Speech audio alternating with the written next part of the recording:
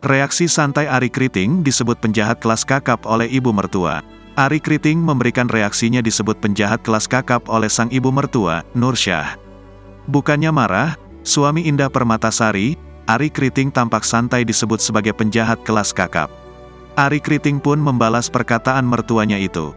Diketahui Ibunda Indah Permatasari Nursyah tak terima soal penilaian netizen yang menganggap Arie Kriting suami yang baik.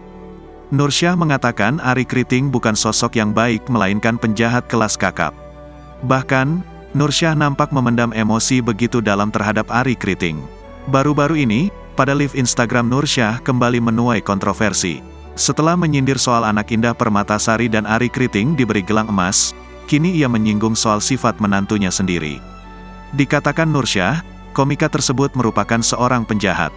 Lanjut Nursyah, ia mengatakan Arie telah memakai pelet untuk menikahi anaknya.